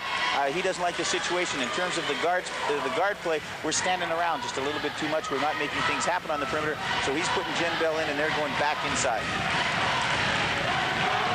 Kelvin Clippers have a chance to tie this game up as they have possession. They've been shut down in this second half. Double team McEwen, but she gets it back out to Edwards at the top. McEwen will... Pardon me, Blair, they're going to look for Sarah Smith, but they go right in. Inside to Bell, she goes up, nice dish off pass to Smith, and we're tied at 29. That's a great job by Sarah Smith. She reads the situation there, and she gets herself in great position. Janet Anderson went to sleep on the weak side. Sarah Smith posting up, knowing Bell was in trouble. It was a great job, and we're tied at 29, 6 minutes, 20 seconds in this fourth quarter. We are going to have a barn burner here for you. Shot coming up short, battle for it, loose ball. Josie Edwards, number 13, gets around Pales. She's being double and triple team. She's got Bell, fires it off to Bell and steps outside. It's a great job by Josie Edwards. McEwen from outside, and we've got a foul underneath the basket. That foul is going to go on number 23, Jennifer Bell, and that is not a good foul for her to take at this stage. Well, what we've got is we get a look on our screen at the situation. We're tied 29-all. Josie Edwards, good job in terms of getting that loose ball. Once again, though, a dish off when I thought Josie should have taken it to the hole. Jennifer Bell picking up her 5th personal foul in that push-off. She has to sit down right now, and there's Coach Fox walking over. He's got 45 seconds to get a sub in. Jennifer Bell picking up that 5th foul, leaves the game with 4 points. Okay, and all I want you to do, if the ball's on one side here, run it like a man-to-man. Let's run like a man-to-man offense. And what I'm looking for is perimeter people to penetrate, look for the 2 outlets here if they're there, okay? All right? If you get into this area, stop. Here we go. We're going to listen to Coach Falk now. 6 minutes, 7 seconds remaining. We are tied at 29. This is the 5th time in this game that we have had a tie score. Dakota out of it for most of the third quarter. They started to chip away. There's a shot of us right in the midst of all this crowd here at the University of Winnipeg Athletic Center. Of course, you're watching this live presentation on video on special programming, cable channel 7, 29-29. The Lancers and the Clippers. And at the line, number 23, Andrea Pales to shoot the bonus. Well, as far as the Lancers are concerned, they haven't been successful at all here from the charity stripe. They got to start to hit these down the stretch. Not able to do so there, but once again, they get an offensive board off a missed rebound or free throw shot. That's Sarah Butcher, number 44 again, doing an excellent job. Jonan drives inside and hits one from the outside. It's a 2-point Clipper lead. Once again, that's right now at this particular point in the game, the Dakota Lancers are 2 for 13 from the line, Blair. It's the difference in the basketball game. 7 lead changes here in this game. 5 minutes, 40 seconds remaining. 31-29, the Clippers lead. Here we got a good look at this matchup once again. Josie Edwards on Andrea Pales. Pales and Edwards now down on the right-hand side. Pales dishing it back to Yule. She gives it right back to her, and Pales looking to penetrate. Good patience here by the Lancers. Excellent defense by the Clippers. Inside to Butcher. Smith going up for those 4 fouls. It's knocked out of bounds off Zamorowski. The Lancers to hold on. That's an excellent job once again by Dakota. Good move by Butcher. She gets inside. Janice Anderson looking inside, and the ball comes back to Yule. Head Butcher just right over top of her head. Nice pass inside to Anderson. She goes up, and Zamorowski with foul number 3. Going to the line to shoot 2 will be Janet Anderson. It's a good job by Dakota as they pound that ball inside. But once again, what happens is the Dakota Lancers, they don't score. They're going to the foul line where they have not been successful. We're going to get a look here at our replay. First of all, Janet Anderson a little loose with that ball. Once again, she inbounds it. Good look by Stacy Ewell. Good job by Janet that time as she seals Zamorowski, and then she takes it up strong to get the foul. 2 for 14 from the free throw line tonight's game for the Dakota Lancers. 3 of 15. Shooting 33%. Well, so many times this week we've just seen how exciting and how important that whole idea of foul shooting can be. Jonan now with a 31-30 lead, 1-point lead for the Clippers. Nice dish off to Smith, and she's deflected by Pales. Gets it back and goes up and can't get it go down. Great play there from Andrea Pales. That's an excellent job defensively, once again, as you mentioned, by Andrea Pales as she swats that ball away. The other thing that we've got to look at, though, Sarah Smith got blocked, but she went right back up again. 3-point shot coming from Ewell, misses it. Still a 1-point lead for the Clippers. Once again, the Dakota Lancers a little bit early for this kind of stuff from the outside. I know it looks like a good shot, but you're having such success down inside. You might want to try and capitalize on that just a little bit more. Smith now cuts across to the other side. They try to post up Zamorowski. Get the ball back to Edwards at the top. And we have got a pushing foul underneath. That foul, I believe, will go on number 10, Stacy Ewell. It's either going to go on Ewell or number 3. It's going to go on number 3, Janet Anderson. Things are getting a little rough down there. Girls are doing an excellent job defensively, both in terms of Dakota with the great job in the 2-3 matchup zone. The zone's really working hard. Nice move inside from McEwen, but she can't get it going. Pales comes away with it. Still that 1-point lead, but a chance now for the Lancers to take the lead. Inside 4 minutes remaining in quarter number 4. It's a good job by Andrea. She holds it up. Now we're going to see the Dakota once again. Let's run our half-court man-to-man. Number 3, Janet Anderson picking up her second consecutive foul, the team's fourth on the push-off.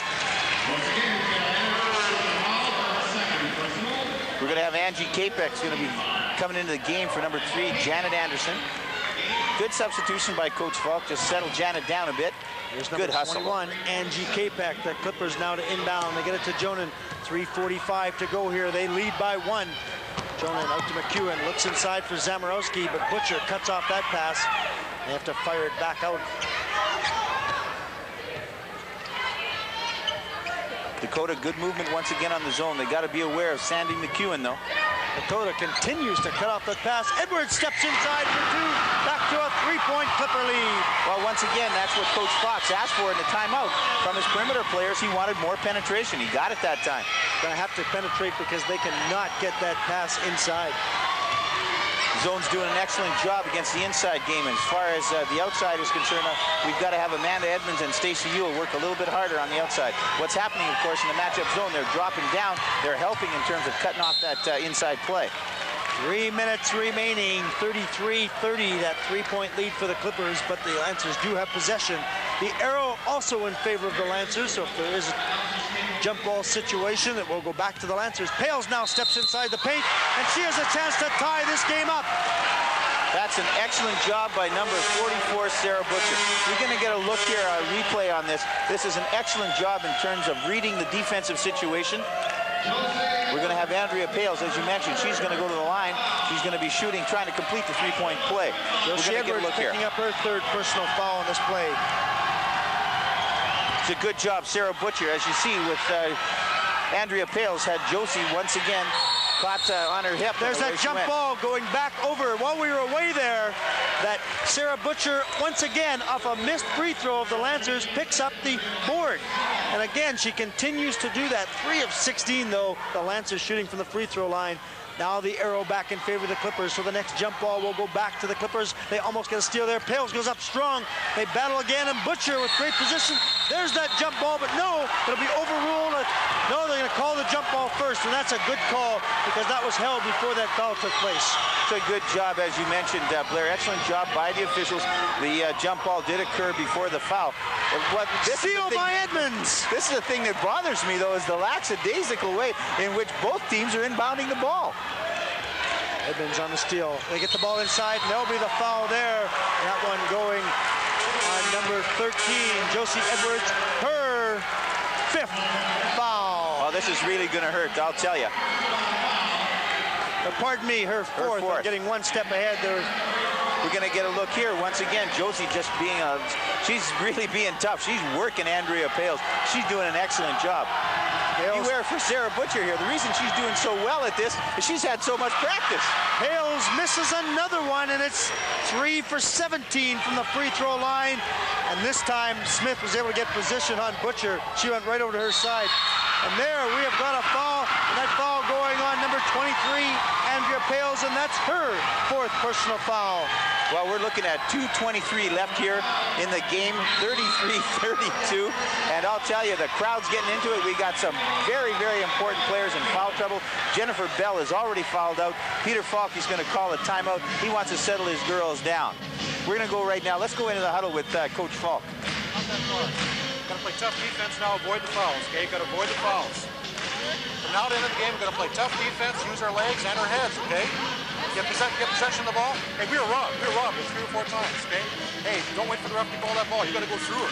You got to go through her, okay? Let's play tough. Let's play real tough. Real tough. You got to want it. 2 minutes, 23 seconds. 2 minutes and 23 seconds, all right? Got to get that ball back after playing good D. Come back down. Get it in the hole. Go. 3, 2, 1. We get a chance here. We'll get over and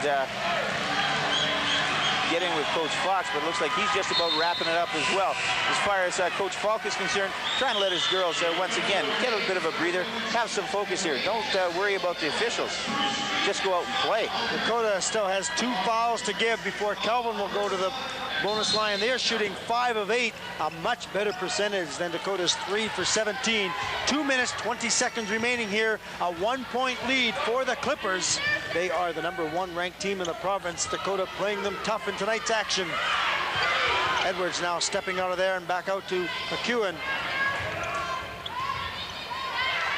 Jonan being double teamed and the ball comes loose. The Lancers pick it up and they can gain the lead. Well, as you mentioned, Blair, the whole idea of the Dakota Lancers playing the #1 team in the province tough. That's the optimum word, is tough. Good job. We going down low into Pales and she scores. And we have got a 1-point Lancer lead with 1:45 remaining. Well, as you mentioned, Blair, 1-point lead. This place is really filling up. 15 points now for Pales in the game. Down to 1.5 minutes to go here in this fourth quarter. 34-33, the Lancers lead. The Clippers in possession. Kelvin's got to move that basketball. We got too many people standing around. McEwen from outside. That one's long, and Butcher pulls down the board. Minute 16 and the lead. Chance now for Dakota to slow things up. They can basically run out the clock here. Talk about that one shot. They can just hold on the ball as long as they keep moving it around. Well, the bottom line is they don't have to score. A Kelvin foul is going to put the Lancers at that dreaded foul line, however. They've got to spread it out. They've got to move the ball. They haven't scored very often the foul line. They've got to foul right away because there's 50 seconds left here. Dakota hasn't scored. Why not take the opportunity to foul, get the ball back? Well, what we've got to, as you mentioned, we realize that right now Dakota's 3 for 17 from the foul line. Let's put him on the foul line, Coach Fox. Especially number 23, Andrea Pale. She is 1 for 9, I believe, from that free throw line. They can get her on there down to 25 seconds. They're not going to get an opportunity if they keep going this way. Not Stacey Ewell. Stacey Ewell can go to the line. 3-year veteran of varsity play. If there's going to be a player that is going to be cool under pressure, I believe it's going to be number 10, Stacey Ewell, at that free throw line. Well, that's a good job, Blair, as you're saying, with the Dakota Lancers 3 for 17 from the foul line. What you might want to do is, back when there was 57 seconds left on the clock, foul them automatically. I'm pretty sure that Coach Fox is going to use a timeout here. He's going to try and ice Stacey Ewell at the line. Of course, the one thing here, Lori, the fact is that if she makes one of them, Kelvin can come down and tie. If she makes both of them, they can still come down and tie, and we would go into overtime. So Dakota cannot win it now from the free throw line. Let's go in with Coach Falk. Okay, we're going to win this game. Okay? Make or not. We're going to play tough defense, and we're not going to foul. Okay, we're not going to foul. Except. Okay, and Sandy on this side, Carol over here. Okay. Over here with referee, I should say referee with Coach Fox. Get the ball to Sandy. Stay. Okay. Let's look inside, Sandy. Let's get it back here. They have to step out. Let's reverse it. All right. Jose, let's take it to the middle and see what happens. Okay. Listen now. If we're down. Well, what we've got here with Coach Fox, he set that play. I think Coach Fox is saying if we're down 3, we got to go for it. Just as we cut away from Coach Falk, he was about to say that unless we're up by 3, don't foul. Well, the other thing that we've got to look at is the whole idea of the foul situation. As we've mentioned so many times over the years, Blair, in the telecast, foul shooting is so important. 3 for 17 from the line. Dakota could have salted this game away long ago. The other thing that we look at is the whole idea of the foul situation. Dakota still has 2 to give. And the bonus, Stacey Ewell, she doesn't connect. Now with just 20 seconds remaining, a chance for the Kelvin Clippers to win this ball game. Jonan's open now on the outside, down to 10 seconds. She penetrates and calls for the travel. So right away, the Clippers will have to foul. Clippers have to foul right away here. Coach Fox is going to call the timeout. The most important thing here, this is the thing that scares me, is Dakota's got to inbound the ball. If people think the foul line is scary for Dakota, the way they've been inbounding the ball has been really scary. Both teams have been trouble inbounding the ball, and let's see what Coach Falk is going to do. 9 seconds. You have to inbound the ball. Hales is throwing the ball in. We're going to stack it, okay? Stack it, same way we always do. Going to look for Pales. Okay, on the give go after she gets the ball in, okay? Safe short passes. Safe short passes. Same over here. Invite her to go long. Over now I want the other girls to play right there. As soon as they go in one direction, you step out. Draw the charge. Act. If they get the ball inbounds, go for the ball right away on your own check. Okay? Let's go. 9 seconds remaining. A 1-point lead for the defending provincial champions, the Dakota Lancers, and they are to inbound the ball with number 23, Andrea Pales. They get it into Yule. They go right quickly up to Pales, and what a great pass. Pales goes down for 2. It's a 3-point lead, and that is it.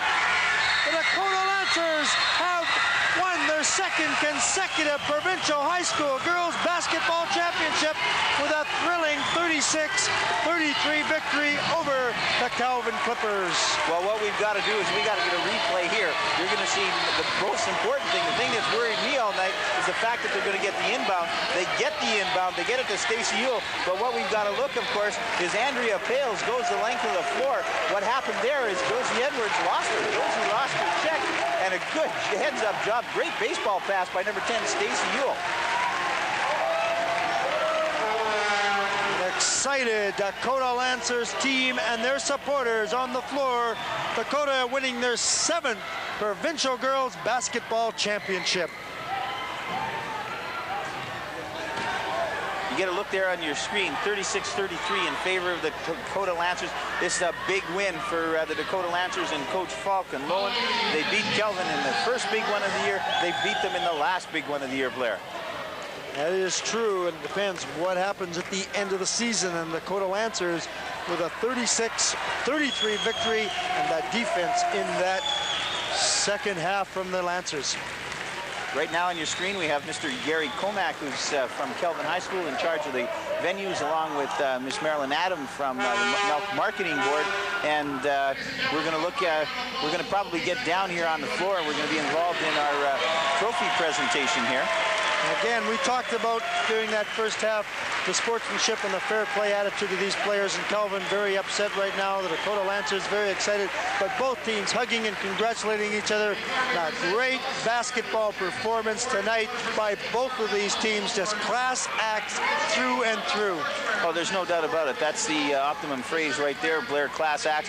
All of the teams that were involved here in the 1991 championship march here were all examples of a class act, as you say, in terms of the programs and the schools. You're going to get a look here now in terms of the game winner right here. What you've got to keep your eye on is number 23, Andrea Pales. Her check is nowhere to be seen. Josie Edwards knew that one too, but what a great play from Stacey Yule as she just hooked that ball the length of the floor, knowing that no one was following Pales. And the Dakota Lancers win that provincial championship. We're going to go down to Bill Anthony for the presentation of the provincial championship pins, ribbons, banners, and of course MVP and All-Stars. Kelvin Clippers, please come forward to receive your plaque and banner. We've got Jen Bell and Sandy McEwen coming up to receive the plaque and banner as 1991 Congratulations on a fine finalists. season, Kelvin.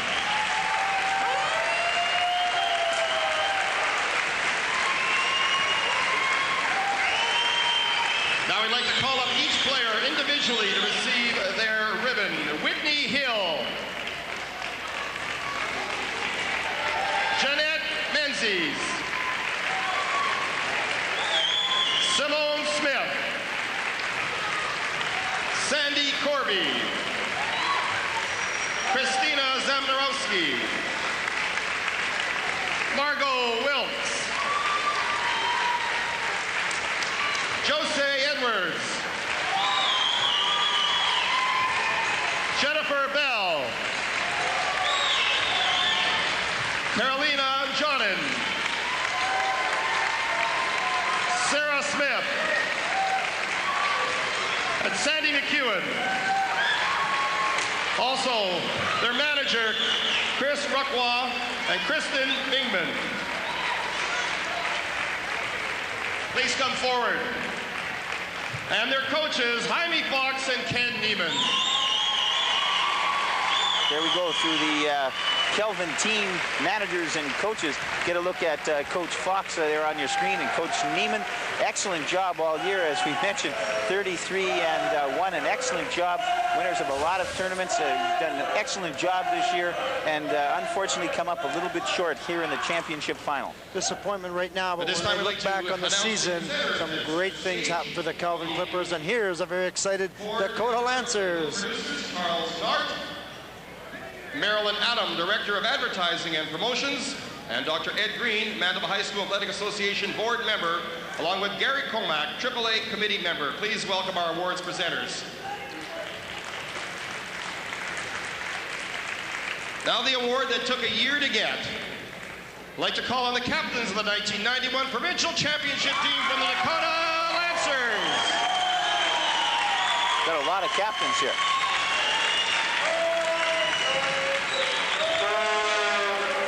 In the middle of your screen, that's Angie Kapek and Stacy Yule up top. There is the emblematic trophy of the Provincial High School Girls Basketball Champions. And for the 7th time, the name Dakota will go on the outside. Well, it's an excellent job by Dakota. Worked hard all year, as we mentioned before.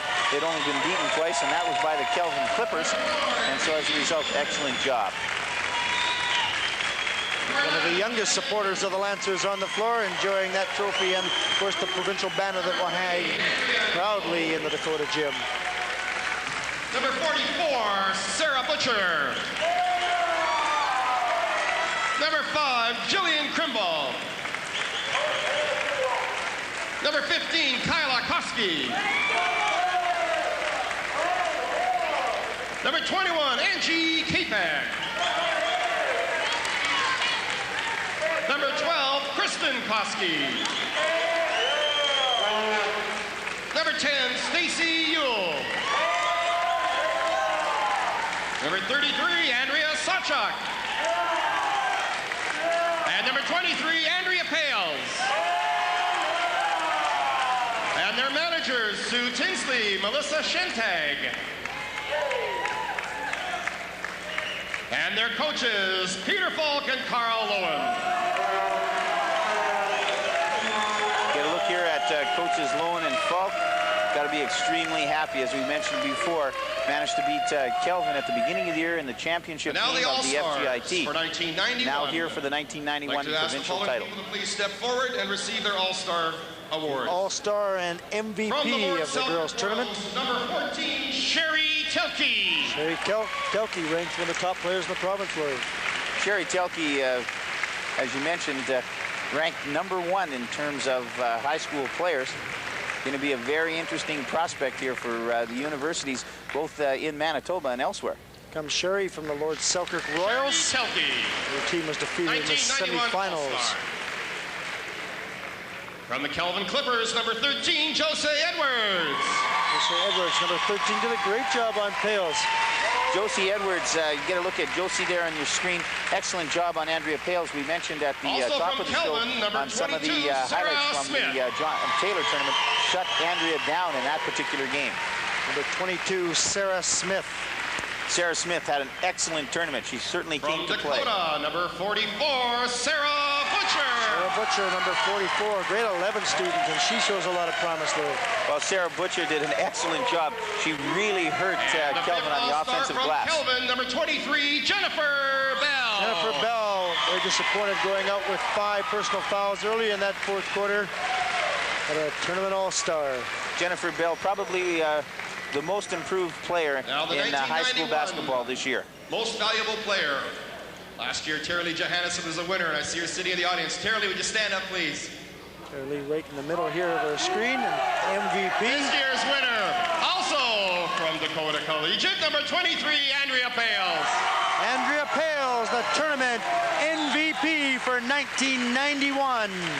Well, it's definitely a big game for Andrea Pales. Watched her play a number of times this year. Frustrated quite often, but here came to play. Things went well, and well-deserved the MVP award. Another grade 11 student on the Lancers, so they will be back for another year of high school basketball.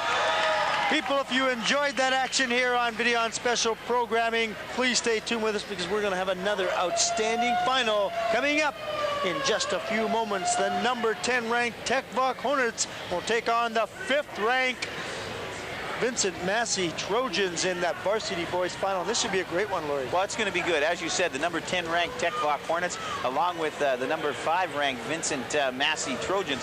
If we look what's happening here, we're going to have another Cloverleaf against Winnipeg 1 action matchup here. It's going to be very good.